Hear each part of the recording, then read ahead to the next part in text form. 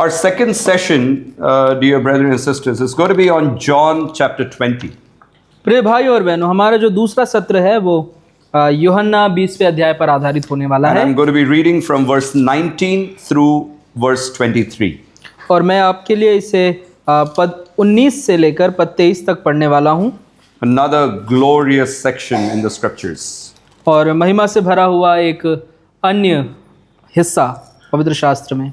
Verse 19 of John chapter 20. यूहन्ना अध्याय 20 का पद 19। Then the same day at evening, being the first day of the week, when the doors were shut, where the disciples were assembled for fear of the Jews, came Jesus and stood in the midst, and saith unto them, Peace be unto you. उसी दिन जो सप्ताह का पहला दिन था, संध्या के समय, जब वहाँ के द्वार जहाँ चेले थे यहूदियों के डर के मारे बंद थे, तब यीशु आया और उनके बीच में खड़ा होकर उनसे कहा, तुम्हें शांति मिले। And when he had so said, he showed unto them his hands and his side. Then were the disciples glad when they saw the Lord. और यह कहकर उसने अपना हाथ और अपना पंजर उनको दिखाए, और तब चेले प्रभु को देखकर आनंदित हुए। Then said Jesus to them again, Peace be unto you, as my Father hath sent me, even so send I you. यीशु ने फिर उनसे कहा, तुम्हें शांति मिले, जैसे पिता ने मुझे भेजा है वैसे ही मैं भी तुम्हें भेजता हूँ। And when he had said this, he breathed on them and saith unto them, Receive ye the Holy Ghost. और यह कहकर उसने उन पर फूंका और उनसे कहा, पवित्र आत्मा लो। Whosoever sins ye remit, they are remitted unto them, and whosoever sins ye retain, they are retained. जिनके पाप तुम क्षमा करो वे उनके लिए क्षमा किए गए हैं, जिनके तुम रखो वे रखे गए हैं। Let us pray to the Lord for his help.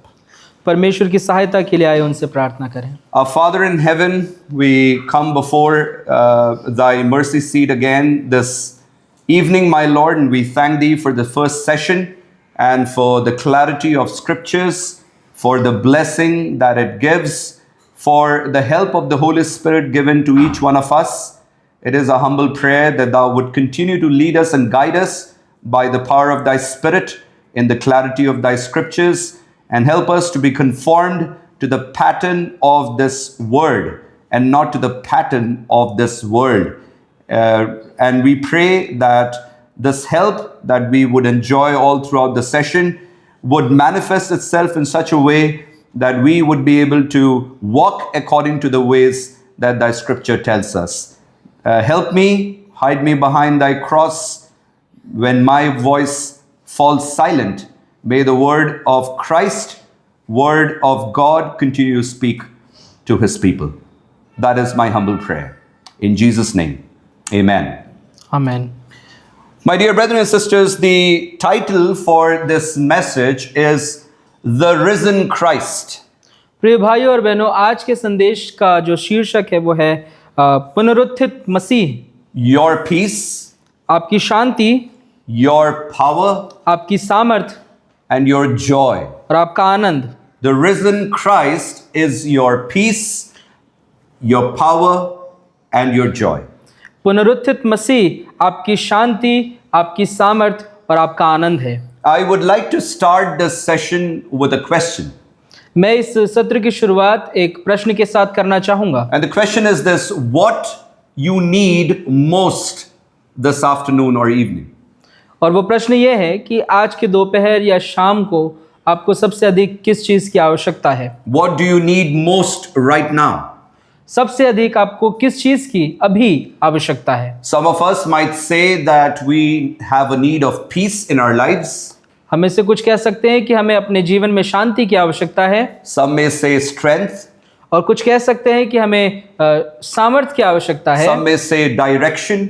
कुछ कह सकते हैं कि हमें दिशा निर्देश की आवश्यकता है। Some may say we need assurance of the Lord. और कुछ कह सकते हैं कि हमें परमेश्वर के आश्वासन की आवश्यकता है। And some might say we need joy. और हम इससे कुछ कह सकते हैं कि हमें आनंद की आवश्यकता है। And I would like to state to you that none of these words are bad words. और मैं आपसे कहना चाहता हूं कि इन शब्दों में से कोई भी बुरा शब्द नहीं है। And all those words that I've just uttered और अभी जो जिन शब्दों को मैंने आपके सम्मुख रखा, what I want to show you is that those words are in this passage that we just read. और ये जो शब्द मैंने अभी कहा वो शब्द हम इस हिस्से में पाते हैं जिसे हमने अभी अभी पढ़ा। And those words are not only in this passage means to tell you that all those words are found in the risen Lord, the Lord Jesus Christ. और न केवल ये शब्द इस छोटे से हिस्से में पाए जाते हैं, बल्कि ये हिस्सा हमें बताता है कि ये सारे शब्द, ये सारी चीजें हमें पुनरुत्थित मसीह में प्राप्त होती You know, हैं। most of the time Christians are so wound up thinking, what can Christ give them?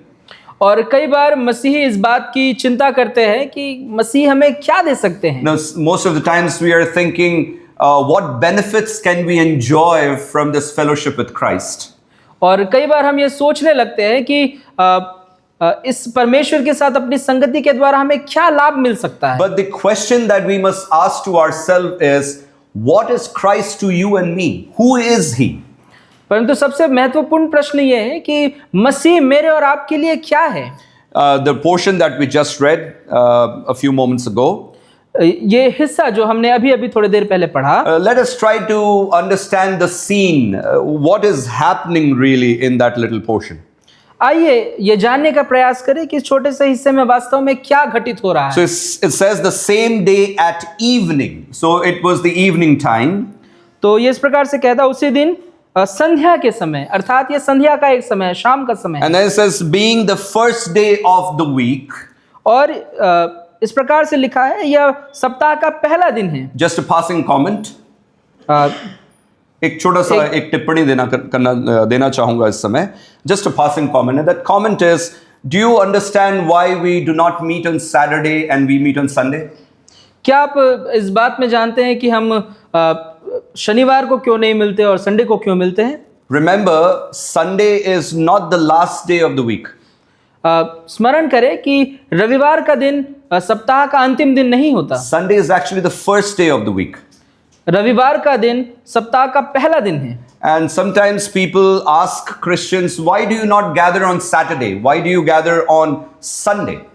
और कई बार मसीह हमसे ये पूछते हैं कि तुम क्यों शनिवार को इकट्ठे नहीं होते और संडे को इकट्ठा होते Now हो? there is a long answer to it and then there is a short answer. अब इसका एक विस्तृत उत्तर है और इसका एक संक्षिप्त उत्तर भी है। But my aim is to give you just a short answer for this time. और मेरा उद्देश्य सिर्फ आज आपको संक्षिप्त उत्तर देने का है। See, the Bible talks about the seventh day being the day of rest. और पवित्र शास्त्र में बताता है कि 7वां दिन विश्राम का दिन हुआ करता था। Right, so we calculate, okay, number 1, Sunday, 2, 3, 4, 7th day would be Saturday. और जब हम इसकी गणना करते हैं तो 7वां दिन शनिवार का दिन होता है। But we don't meet on Saturday. पर हम शनिवार के दिन नहीं The मिलते। day of rest is Sunday. विश्राम का दिन रविवार का दिन हो गया। So the day of rest is Sunday because it was the day when Christ was resurrected. रविवार का दिन विश्राम का दिन इसलिए है क्योंकि रविवार के दिन मसीह पुनरुत्थित हुए थे And Christ met his people. और मसीह अपने लोगों से उस दिन मिले। And Christ gave his Holy Spirit on that day, as you can see here. और जैसा कि आप इस खंड में देख सकते हैं, मसीह ने उन्हें पवित्र आत्मा दिया उस दिन। And he said, receive ye the Holy Ghost. और उन्होंने उससे कहा कि पवित्र आत्मा लो। And it can mean a lot of things, and it has a lot of, it applies to us in a lot of ways. I don't want to say it means a lot of things because Scripture has only one meaning. और ये विभिन्न तरीकों से इसे हम पर लागू किया जा सकता है। इसका अर्थ वही है जो लिखा हुआ है, इसके एक से अधिक अर्थ नहीं हो सकते। But because of shortage of time, we will just limit ourselves to just one thing here. और समय की कमी के कारण हम सिर्फ एक बात पर अभी चर्चा You करेंगे। know, when you read Corinthians, when you read the other epistles, और जब आप कुरिन्थियों की पत्री और अन्य पत्रियों को पढ़ते हैं, you would notice that the apostles used to meet on the first day of the week. आप देखते हैं कि प्रेरित जो है वो सप्ताह के पहले दिन मिला करते थे। And the congregations that were led by these apostles were also meeting on the first day of the week.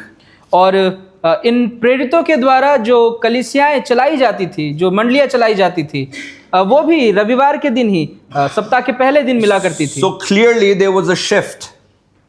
और तो स्पष्ट रूप से हम देख पाते हैं यहाँ एक परिवर्तन हमें दिखाई देता है। So instead of meeting on Saturday, they started meeting on Sunday because that was the day when the Lord was resurrected. तो शनिवार के दिन मिलना छोड़कर लोग रविवार के दिन मिल रहे हैं। क्यों? क्योंकि इस दिन हमारे प्रभु यीशु मसीह का पुनरुत्थान हुआ था। So you can clearly understand from this little explanation. तो आप इस छोटी सी व्याख्या से समझ गए होंगे, Although we celebrate one day in a year as Day of Resurrection, in fact, every Sunday is celebrated that way because that was the time when, that was the day when the Lord Jesus Christ was resurrected. तो जब हम देखते हैं कि हम पूरे साल में सिर्फ एक दिन पुनरुत्थान का आनंद नहीं मना रहे होते, हम हर एक रविवार को पुनरुत्थान का आनंद मना रहे होते हैं। And some people have said, oh, Christians have only a few festivals. They just have Good Friday and they have Easter and they have Christmas. You just have 3 festivals. लोग कई बार मसीही ये कहते हैं कि अरे हमारे पास तो सिर्फ गुड फ्राइडे और ईस्टर और क्रिसमस ये 3 ही पर्व पाए जाते हैं। Just 3 celebrations. केवल आनंद मनाने के सिर्फ 3 ही दिन। No, that's not right. पर ये सही नहीं है। Every Sunday is a celebration for us. प्रत्येक रविवार का दिन हमारे उत्सव मनाने का दिन है। So we have so many days when we celebrate Christ. तो हमारे पास बहुत से दिन हैं कि हम मसीह का उत्सव मना सकते So हैं। why do we meet on first day of the week? तो हम क्यों सप्ताह के पहले दिन मिलते हैं? Because the apostles used to meet on the first day of the week. क्योंकि प्रेरित सप्ताह के पहले दिन मिला करते थे। And the word of God says that the church has a foundation. और पवित्र शास्त्र हमें बताता है कि कलीसिया का जो नींव है, And that foundation is the teaching of the apostles and the prophets. और वो नींव प्रेरितों और भविष्यद्वक्ताओं की शिक्षा है। And the cornerstone of that foundation is the Lord Jesus Christ. और उस नींव के कोने का पत्थर हमारे प्रभु यीशु मसीह हैं। Did you hear what I said? क्या आपने सुना कि मैंने क्या कहा? I said the teachings of the apostle and the prophets are the foundation of the church. मैंने कहा कि प्रेरितों और भविष्यद्वक्ताओं की शिक्षाएं कलीसिया की नींव है। So whatever the apostles practiced, they practiced meeting on Sunday. और प्रेरित जो हैं वो रविवार को मिलने का अभ्यास कर रहे थे। So we also meet on Sunday. और इस कारण से हम भी रविवार के दिन ही मिला करते हैं। Like I said, there is a long answer and then there is a short answer. जैसे कि मैंने कहा, एक विस्तृत उत्तर है और एक संक्षिप्त उत्तर I है। gave you the short answer, not the long answer. और मैं आपको संक्षिप्त उत्तर देता हूँ। Anyway, let's come back to the original point. आइए हमारे वास्तविक बिंदु पर लौट I आएं। thought it is necessary that we talk about the first day of the week. ये मुझे लगा कि ये आवश्यक है कि हम सप्ताह के पहले दिन पर थोड़ी चर्चा करें। And then it says, when the doors were shut where the disciples were assembled for fear of the Jews. Verse 19. और पद 19 कहता है कि उसी दिन जो पहला सप्ताह का पहला दिन था, संध्या के समय जब वहाँ के द्वार जहाँ चेले थे यहूदियों के डर के मारे बंद थे। So what we get to see here is the disciples are locked behind a closed door. और जो चीज़ हमको देखने को मिलता है यहाँ वो है कि जो चेले हैं वो बंद दरवाजों के पीछे छिपे हुए हैं। So it means that they are afraid. जिसका अर्थ है कि वो डरे हुए हैं। It is very clearly mentioned here, fear of the Jews. और यहाँ पर स्पष्ट रूप से लिखा हुआ है कि वे यहूदियों के डर के मारे बंद थे। And they are afraid because the Jews were hunting down Christians, believers. और हम देख पाते हैं कि जो यहूदी हैं वो मसीहियों को का घात करने के लिए उनकी खोज कर रहे हैं। And they are not only afraid, they are also discouraged and they are confused. और न केवल वे डरे हुए हैं बल्कि वे निरुत्साहित भी हैं और भ्रम में भी पड़े हुए हैं। Why? क्यों? Because their leader has been killed. क्योंकि उनका जो अगुआ था उसे मार दिया गया, He has been crucified. उन्हें क्रूस पर चढ़ा दिया गया। And they think that their hopes have been buried under his tomb. और वे ये सोच रहे हैं कि उनकी आशा भी मसीह के साथ कब्र में गाड़ दी गई है। They are thinking that if this has happened to our leader, what is going to become of us? और वे ये सोच रहे हैं कि यदि हमारे अगुवे के साथ ऐसा हुआ है तो हमारे साथ क्या होगा। Has the entire Christian movement fallen to dust? क्या संपूर्ण जो मसीह आंदोलन था वो सिर्फ धराशायी हो गया, Because their leader is dead. क्योंकि उनका अगुवा जो है उनकी मृत्यु हो गई। So they are confused. तो वे भ्रम में हैं। They are thinking, what must be done? वे सोच रहे हैं कि क्या किया जाना They चाहिए। are discouraged because their leader is dead. वे निरुत्साहित हैं क्योंकि उनका जो अगुवा है उनकी मृत्यु हो गई And they है are hiding behind closed doors. और वे बंद दरवाजों के पीछे छिपे हुए हैं। And then everything changes all of a sudden. और अचानक से सब कुछ बदल जाता है। It says, ये कहता है, came Jesus and stood in the midst. और ये कहता है कि तब यीशु आया और उनके बीच में खड़ा हो गया। See, he did not knock the door. और उन्होंने दरवाजे को खटखटाया नहीं। He did not wait for people to open the door or उन्होंने- receive him. उन्होंने ये इंतजार नहीं किया कि लोग दरवाजा खोलेंगे और उसे अंदर भीतर बुलाएंगे। He simply stood there वे सामान्य रूप से जाकर वहां खड़े हो गए, with the same body, उसी देह के साथ, alive. जीवित। And what are his first words? और उनके पहले शब्द क्या हैं? Peace be unto you. तुम्हें शांति मिले। So I want to mention something here, और मैं कुछ बातें आपके सामने रखना चाहता and हूं, that is the risen Christ और वो ये है कि जो पुनरुत्थित जो मसीह है comes to you आपके पास आते हैं in your times of fear. ऐसे समय में जब आप भयभीत हैं। Notice this very carefully, my dear brothers and sisters. इस बात को ध्यानपूर्वक इस बात पर अपना ध्यान लगाएं प्रिय भाई और बहनों। You are fearful, आप भयभीत हैं as the disciples are. जिस प्रकार से चेले थे, And Jesus does not wait for you to become strong. और मसीह ये इंतजार नहीं कर रहे हैं कि आप मजबूत हो जाएंगे, दृढ़ हो He जाएंगे। has not laid a requirement before you saying you must become bold before you receive me. और मसीह ये आवश्यकता आपके सामने नहीं रख रहे हैं कि इससे पहले कि तुम मुझे भीतर बुलाओ तुम्हें साहसी बनने की आवश्यकता है। For them to become faithful is not saying be faithful and then I'll appear. मसीह ये नहीं कह रहे कि विश्वास योग्य बनो तब मैं तुम्हारे सम्मुख आऊंगा। He says peace be unto you, but before that he comes to them in their fear. मसीह उनसे कहते हैं कि तुम्हें शांति मिले, पर उससे पहले मसीह वहां पर है। This is who Christ is, my dear brethren and sisters. और यही मसीह है प्रिय भाई और बहनों। So he says in effect, I come to my people when they are afraid. और मसीह इस प्रकार से कहते हैं कि मैं अपने लोगों के बीच में आऊंगा जब वो भयभीत हैं। Not when or not after they have fixed themselves, तब नहीं जब वो उन्होंने अपने आप को सारी चीजों को संभाल लिया है, but while they are broken, पर ऐसे समय में जब वे टूटे हुए हैं, while they are full of fear, ऐसे समय में जब वो भय से भरे हुए हैं, when they are discouraged and they are confused, ऐसे समय में जब वो निरुत्साहित और भ्रम में पाए जाते हैं, that is when Christ appears to you and me. और ऐसे समय में मसीह आपसे और मुझसे मिलते हैं। This is why you need the risen Christ. और यही वह बात है प्रिय भाई और बहनों की मसीह की हमें आवश्यकता है, पुनरुत्थित मसीह की। Because my dear brothers and sisters, क्योंकि प्रिय भाई और बहनों, there are places in your life and in my life क्योंकि हमारे जीवन में ऐसे क्षेत्र पाए जाते हैं when no counselor can reach that situation, because there are certain situations that you cannot share with others. कि ऐसे क्षेत्र, ऐसे समय हमारे जीवन में पाए जाते हैं कि कोई सम्मति देने वाला, सलाह देने वाला व्यक्ति हम तक नहीं पहुंच पाता, क्योंकि हम अपनी बातों को बयान नहीं कर पाते किसी के सामने। No friend can reach that situation. कोई मित्र वहां तक नहीं पहुंच सकता, No doctor can reach that कोई situation. चिकित्सक वहां तक नहीं पहुंच सकता, But Jesus can. पर मसीह कर सकता है। And Jesus comes to you and me in your fear, in your discouragement, in your confusion. और मसीह ऐसे समय में आपके पास, आपके भय में, आपके निरुत्साहित होने में और आपके भ्रम के समय में आपसे मिलने My आते dear हैं। brothers and sisters, there is no place in your life where Christ cannot come, प्रिय and भाई, where Christ cannot help. प्रिय भाई और बहनों, ऐसा आपके जीवन का कोई स्थान नहीं है जहां मसीह आपकी सहायता करने के लिए ना आ सके। So Christ comes to you and me when you and I are in fear.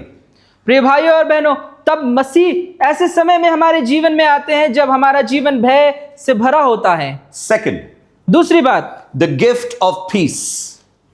शांति की भेंट। So he arrives when you and I are fearful, मसीह ऐसे समय में हमारे पास आते हैं जब भय से भरे हैं, and then the first word that comes out of his mouth is peace be unto you. और तब पहला शब्द जो मसीह के मुंह से निकलता है वो ये है कि तुम्हें शांति मिले। And he says that twice. और मसीह इसे 2 बार कहते हैं। Verse 19, पद 19 verse 21. और पद 21 में, Peace be unto you. तुम्हें शांति मिले। Why peace comes first? क्यों शांति सबसे पहले आती है?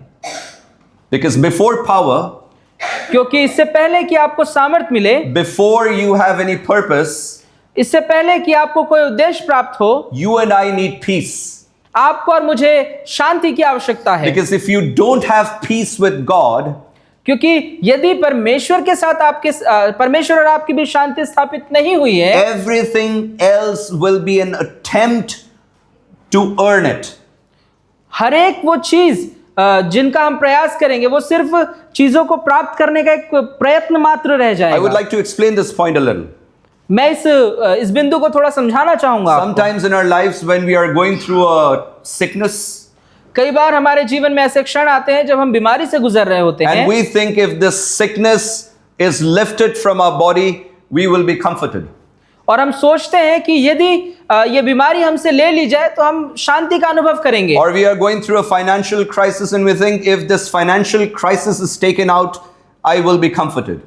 और ऐसा हमारे जीवन में होता है कि हम किसी आर्थिक परेशानी से गुजर रहे होते हैं, हम सोचते हैं कि आर्थिक परेशानी हमसे ले ली जाए तो हमें सांत्वना प्राप्त होगी। Sometimes we think it is such an insurmountable problem, something which I cannot handle. Only if this problem is taken out of my life, I will have peace. और हमारे जीवन में कई बार ऐसे समस्याएं आती है जिसे हम काबू नहीं कर पाते और हम सोचते हैं कि ये परेशानी मुझसे ले ली जाए और मुझे शांति की अनुभूति होगी। See, my dear friends, there is a problem in this type of attitude. प्रिय भाई और बहनों, हमारे ऐसे रवैये में एक समस्या है। The problem is this. समस्या ये है, We think the source of our peace is good health. हम सोचते हैं कि हमारे शांति का जो स्रोत है वो एक अच्छा स्वास्थ्य है। We think the source of our peace is good wealth. हम सोचते हैं कि शांति का जो स्रोत है वो एक हमारी संपत्ति है। We think the source of happy life is absence of problems. हम सोचते हैं कि एक खुशहाल जीवन का जो स्रोत है वो समस्याओं की अनुपस्थिति है। There is a problem again. यहाँ पर समस्या फिर से है। We have inadvertently, meaning accidentally, made those 3 things our God. और किसी प्रकार से हमने उन 3 चीजों को अपना ईश्वर बना लिया है। Health, wealth, no problems. हम सोचते हैं कि हमारे पास अच्छा स्वास्थ्य है, हमारे पास धन की कोई कमी नहीं है, तो हमें कोई समस्या नहीं होगी। That will give us peace. और ये हमें शांति प्रदान Source करेगी। of all joy.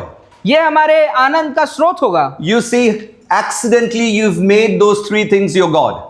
और दुर्घटनावश आपने उन 3 चीजों को अपना ईश्वर बना लिया है। But परंतु in this case, Christ comes in his risen body and says, peace be unto you. परंतु इस परिस्थिति में मसीह अपने पुनरुत्थित देह के साथ लोगों के बीच में आते और उनसे कहते हैं कि तुम्हें शांति मिले। Do you know what is happening there? क्या आप जानते हैं वहां पर क्या हो रहा है? He is showing us that resurrection has a very strong connection with peace. और यहाँ पर हम देखते हैं कि पुनरुत्थान का संबंध बड़े ही निकटता के साथ शांति के साथ है। And do you know why? क्या आप जानते हैं क्यों? Because you and I would have the actual peace only when our conscience is in peace, when we have a reconciliation with God. और प्रिय भाइयों और बहनों, हमारे हृदय में शांति तभी होगी जब हम इस बात को महसूस कर पाएंगे, जान पाएंगे कि शांति तभी है जब परमेश्वर और हमारा मेल मिलाप हुआ है। Your conscience will be at peace. आपके विवेक को विश्राम मिलेगा, शांति मिलेगी। You see, one sickness leaves, another sickness comes. आप जानते हैं कि एक बीमारी जाती है और दूसरी बीमारी आ जाती है। So peace comes and then goes out again. और शांति आती है फिर चली जाती है। Because The source is good health. क्योंकि शांति का स्रोत वहां पर अच्छा स्वास्थ्य है। Money comes, goes out, peace gone again. पैसा आता है और चला जाता है, वापस से शांति आकर वापस चली जाती है। So that peace is always walking in and walking out. और इस प्रकार की जो शांति है वो आती है और जाती है। So that means it cannot be the source of peace. और इस प्रकार से ये चीजें जो है वो शांति के स्रोत नहीं हो सकते। The actual peace is found in this, that you are no longer enemy of God. असल वास्तविक जो शांति है वो इस बात में पाई जाती है कि आप परमेश्वर के शत्रु अब और नहीं रहे। The actual peace is found in this, that God is your Father now. असल शांति इस बात में पाई जाती है कि अब परमेश्वर आपका पिता बन गया है। The actual peace is found in this, that the Creator is no longer going to bring wrath over you. और शांति इस बात में है कि समस्त सृष्टि का जो रचयिता है वो आपके ऊपर अब अपना क्रोध नहीं उंडेलने वाला। The actual peace is found in this, that your sins have been forgiven. Your conscience is clear now. असल शांति इस बात में है कि आपके पाप क्षमा कर दिए गए और आपका विवेक अब शांति को महसूस The करता है। actual peace is found in this, that the debt that you owed to the Lord by trespassing against His law, that debt has been lifted out of your body, out of your heart. वास्तविक शांति इस बात में है कि परमेश्वर के प्रति आपका जो कर्ज था, जो आपने पाप करके जो कर्ज कमाया था, उसे हटा दिया गया है, चुका दिया गया है मसीह के द्वारा। And when you have found peace in these things, और जब इन बातों में आप शांति का अनुभव करते हैं, in these truths, इन सत्यों में, your peace will not leave you, आपकी शांति आपको छोड़कर नहीं जाती है, because that's permanent peace. क्योंकि ये सदा रहने वाला, बने रहने वाला शांति है। And that peace will remain even if you are going through a financial crisis. और ये शांति तब भी बने रहेगी जब आप किसी आर्थिक समस्या से गुजर रहे हो। Even if you are going through a horrible disease like cancer. और ये शांति तब भी बने रहेगी जब आप एक भयानक रोग, कैंसर जैसे किसी रोग से गुजर रहे हो। Even if the relationship is breaking and you see there is no way out. और ऐसे समय में भी जब आपके संबंध टूट रहे हैं और आप नहीं समझ पा रहे कि क्या हो रहा है, ऐसे समय में भी ये शांति बनी रहेगी। The peace of conscience is the actual peace that comes only through the risen Savior. प्रिय भाई और बहनों, विवेक की शांति केवल और केवल पुनरुत्थित मसीह के द्वारा ही आ सकती है। Dear brothers and sisters, notice this point. प्रिय भाई और बहनों, इस बिंदु पर ध्यान दें। He says, peace be unto you. वो कहते हैं कि तुम्हें शांति मिले। And then the Lord Jesus Christ shows His hand and His side. और प्रभु यीशु मसीह अपने हाथों को और अपने पंजर को दिखाते हैं। What does that mean? ये क्या दिखाता है? It means that peace is not cheap. ये दिखाता है कि वो जो शांति है वो सस्ता नहीं है। The peace He offers is not cheap. वो शांति जो मसीह आपको प्रदान करते हैं वो सस्ती शांति नहीं है। He had to be nailed on the cross for that. इस शांति के लिए उन्हें क्रूस पर कीलों से जड़ना हुआ खुद को। He had to be stabbed in His side because of that. और उसके कारण से उनके पंजर को भाले से गोबा गया। That peace had to be purchased with the highest ransom that was ever paid. That is the blood of the Lord Jesus Christ. उस शांति के लिए मसीह को एक बहुत कीमती, एक बहुत बड़ा भुगतान करना पड़ा, और वो प्रभु यीशु मसीह के लहू का भुगतान था। Those wounds, my dear brothers and sisters, वो घाव प्रिय भाई और बहनों, explain the peace. वो शांति की व्याख्या करते हैं। This peace is not some sort of psychological calm. और ये जो शांति है वो कोई मानसिक चैन की बात नहीं कर रहे हैं। It is not some sort of emotional relief that comes and goes. ये भावनात्मक राहत नहीं है। It is based on reconciliation with God. इसका आधार परमेश्वर के साथ मेल मिलाप है। All hostility is gone. सारी शत्रुता मिटा दी गई है। And there are some dimensions of this peace. और इस शांति के कुछ आयाम हैं। What does that mean? You have peace with Christ. इसका अर्थ यह है कि परमेश्वर मसीह के साथ आपकी शांति स्थापित। When you have this peace, you know that Christ will not come back as your judge, but He will come back as your savior. और इस शांति के तहत आप जानते हैं कि मसीह वापस से आपको आप पर न्याय करने के लिए नहीं आने वाले, बल्कि वो आपके मसीह के रूप में, शांतिदायक के रूप में आते You हैं। have peace with God. That means the wrath has been removed. परमेश्वर के साथ आपके बीच में शांति स्थापित कर दी गई है। इसका अर्थ यह है कि जो क्रोध है वो हटा दिया गया है। It means that you have peace with the people of God because Christ has now become your elder brother and your savior. और मसीह के लोगों के बीच में आपके पास शांति प्राप्त करते हैं आप, क्योंकि मसीह अब आपका बड़ा ज्येष्ठ भाई बन गया है। And then you have peace within because your conscience is now at rest. It is clean. और आप अपने भीतर शांति को महसूस करते हैं, क्योंकि आपकी अंतरात्मा जो है वो शांति को अनुभव कर रही है। And you don't have any fear of the future because you have no fear of judgment anymore. और आप भविष्य को लेकर चिंतित या भयभीत नहीं हैं, क्योंकि न्याय को आपके ऊपर से हटा दिया गया है। So there is a word of application for us here. यहाँ एक अनुप्रयोग की बात हम देखने वाले हैं। Some of you are trying to quiet your conscience by religion. हमें से कुछ धर्म के द्वारा अपने हृदय को, अपने विवेक को शांत करने का प्रयास करते हैं। Maybe some of us are trying to do as many good deeds as possible just to bring peace to ourselves. हमें से बहुत से लोग अपने विवेक को शांत रखने के लिए बहुत से भले काम करने का प्रयत्न करते हैं। Or you or I might try to become very busy with things of God so that we can bring some peace. और हमें से कुछ प्रभु के कार्यों में लगे रहते हैं ताकि वो अपने विवेक को शांत कर सके। But peace does not come from what you do. परंतु शांति इस बात से नहीं आती है कि आप क्या करते हैं। Peace comes from receiving Christ as the peace of life. वो शांति, जीवन की वो शांति मसीह को अपने उद्धारकर्ता के रूप में ग्रहण करने के द्वारा आती है। So you're able to see how resurrection works in our lives, people? क्या आप समझ पा रहे हैं कि ये पुनरुत्थान हमारे जीवन में कैसे कार्य करता है? प्रिय भाइयों, Resurrection, the risen Christ comes to you when you are in the midst of your fear. पुनरुत्थान की शांति ऐसे समय में प्रदान की जाती है जब आप भयभीत हैं। Then the resurrected Christ, the risen Christ comes and gives you his peace. और पुनरुत्थित मसीह आकर आपको ऐसी परिस्थिति में शांति प्रदान करते And हैं। the third point, और तीसरी बात, he also gives you the gift of power.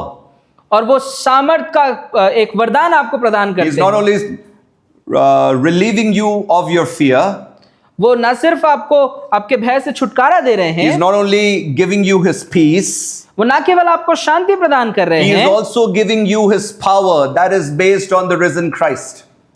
वो आपको अपनी सामर्थ भी प्रदान कर रहे हैं जो कि पुनरुत्थित मसीह पर निर्भर करती है। Verse 22, पद 22, and when he had said this, he breathed on them and saith unto them, receive ye the Holy Ghost. और इस प्रकार से यह कहता है, यह कहकर उसने उन पर फूंका और उनसे कहा, पवित्र आत्मा लो।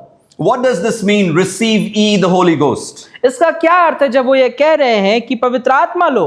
Jesus is saying, my life will be in you. मसीह ये कह रहे हैं कि मेरा जीवन तुम्हारे अंदर होगा। My life, मेरा जीवन, the resurrected life, पुनरुत्थित जीवन, the power of the resurrected life. पुनरुत्थित जीवन की वो सामर्थ तुम्हारे अंदर He's होगी। saying that power of the resurrected life is in you right now. और मसीह ये कह रहे हैं कि पुनरुत्थित जीवन की वो सामर्थ अभी तुम्हारे जीवन में है। My power is sufficient for you. मेरी सामर्थ तुम्हारे लिए पर्याप्त है। My dear brothers and sisters, that resurrection power is personal. प्रिय भाइयों और बहनों, पुनरुत्थान की ये सामर्थ व्यक्तिगत है। Why? क्यों?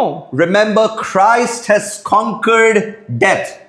स्मरण रखें कि मसीह ने मृत्यु को जीत लिया है। The same Christ who has conquered death, उसी मसीह ने जिसने मृत्यु को जीत लिया है, the same Christ who has walked out of the grave, वही मसीह जो कब्र से निकल गए हैं, now lives in his people.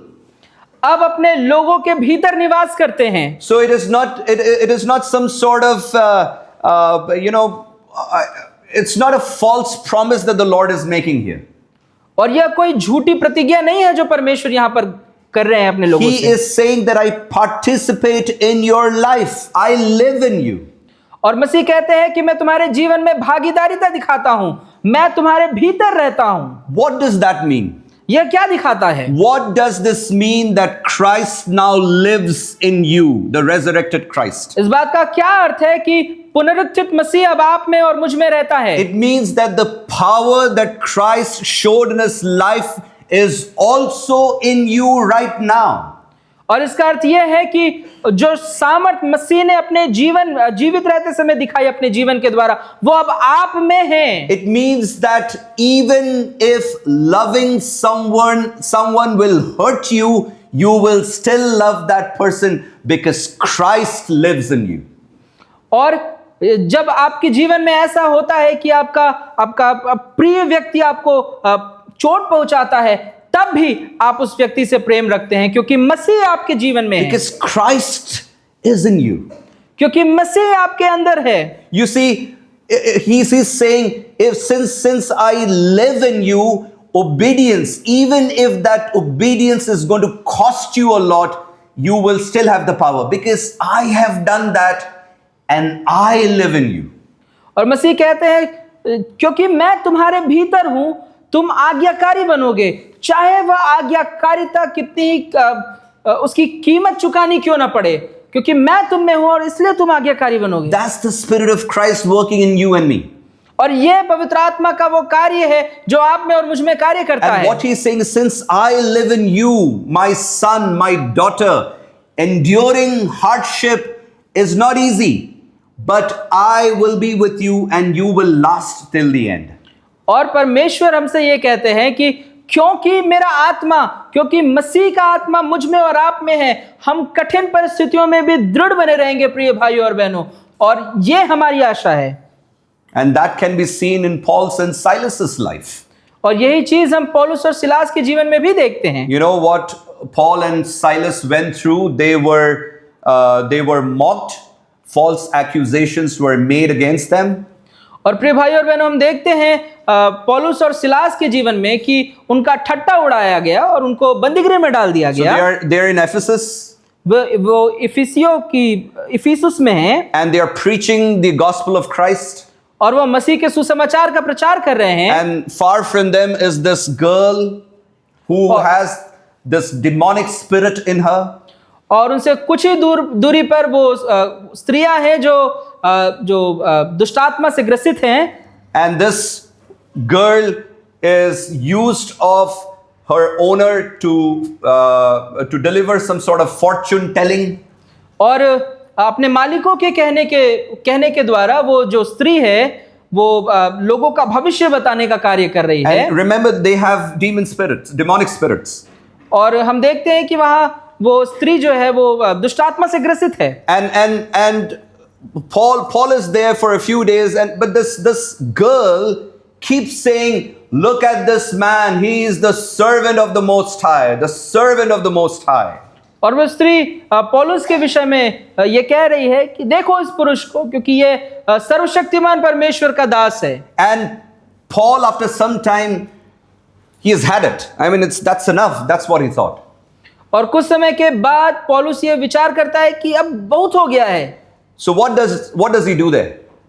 तो पौलुस वहां पर क्या करता है? He commands the demonic spirit in that girl and says, come out right now in the name of Jesus. और पौलुस परमेश्वर की सामर्थ्य से उस स्त्री के अंदर जो दुष्टात्मा उसे डांटते हुए कहता है कि उस स्त्री से बाहर निकल जा। Immediately the demonic spirit left the body of that girl. और तुरंत ही वो जो दुष्टात्मा है उस स्त्री को छोड़कर निकल जाता है बाहर। Which meant that woman was not able to fortune tell anymore. जिसका अर्थ यह है कि अब वो स्त्री और लोगों का भविष्य नहीं बता पाएगी। And that meant a lot of loss, financial loss for the owner. और इसका अर्थ यह है कि उसके स्वामियों के लिए एक बहुत ही आर्थिक हानि उन्हें पहुंचने वाली है। So these men devised a plan, a scheme, evil plan against Paul and Silas. और ये जो लोग हैं पौलुस और सिलास के विरोध में एक षड्यंत्र बनाते हैं। They dragged them before the magistrate. वे न्यायाधीशों के पास उन पौलुस और सिलास को लेकर जाते हैं। And they falsely accused them of things that they had not done. और उन बातों का झूठा आरोप उन पर लगाते हैं जो उन्होंने नहीं किया है, They strip them naked, और उनके कपड़े उतार कर उन्हें कोड़े मारे जाते हैं, and then they are sent in the innermost part of the jail, the और- toughest part. और उन दोनों को जेल के अंदर बिल्कुल कठिन परिस्थिति में सबसे बुरे स्थान पर रखा जाता है, And their feet are in the stock, बंधनों में बंधे हुए. और उनके पैरों को काट में ठोक दिया गया है, And they are sleepless at midnight.